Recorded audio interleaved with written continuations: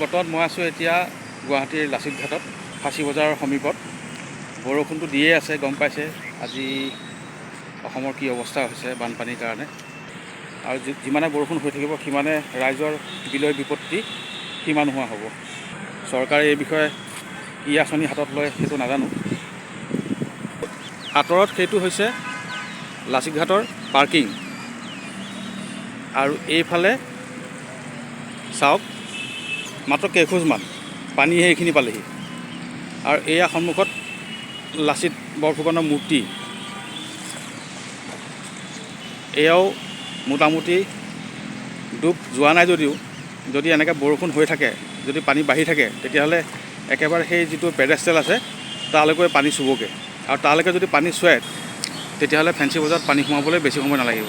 এনেও ব্ৰহ্মপুত্ৰ নদীয়ে বৰ্তমান বিপদসীমাৰ ওপৰেদি বৈ আছে। আৰু এই নাওবিলাক যে ৰৈ আছে, এইবিলাক আগৰ যোৱাকেইটা বছৰত আমি সাধাৰণতে বাৰিষা সময়ত এইফালে আহিলেও এই নাওবিলাক বহুত দূৰত আছিলেগৈ, কিন্তু পানী বেছি হোৱাৰ লগে লগে এই নাওবিলাকো পাৰলৈ চাপি আহিছে, মানে অনাইছে। আৰু সেয়া উত্তৰ গুৱাহাটী সংযোগী দলংখন বনাই থকা হৈছে। বৰষুণ আকৌ আহিল, গতিকে বৰষুণ যে এৰিব তাৰ কোনো আশা দেখা নাই মই। গেলা পানী বা ইত্যাদি সেইবিলাক গৈ নদীখনত পৰিছিলেগৈ, কিন্তু এতিয়া সেই নদীৰ পানী বঢ়াৰ কাৰণে সেই নলাটোদি ওলটাই পানী সোমাই আহিছে। গতিকে ফাঁচী বজাৰৰ কিছুমান নলা বৰ্তমান উফন্দি পৰিছে সেইকাৰণে পানীৰে। এয়া চাওক, পানী আহি একেবাৰে কাষ পালেহি। সাধাৰণতে যোৱাকেইটা দিনত আমি দেখিছিলোঁ ইমানখিনিলৈকে পানী নাহে।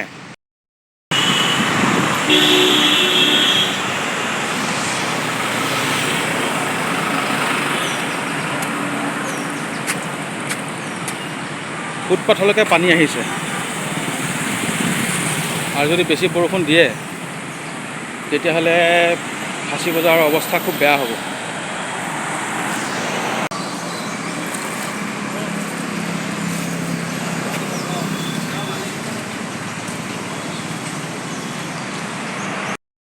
ফ্ৰেণ্ডছ, এইখন ডুব গ'ল, আৰু সন্মুখত যে দেখিছে অত্যাধুনিক এটা ফেৰী টাৰ্মিনেল হ'ব ইয়াত। সেইটো কনষ্ট্ৰাকশ্যনৰ কাম চলি আছে, শেষ হোৱা নাই।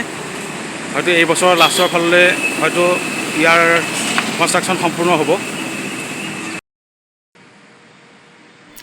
তেতিয়াহ'লে বন্ধুসকল, আজিলৈ বিদায় মাগিছোঁ।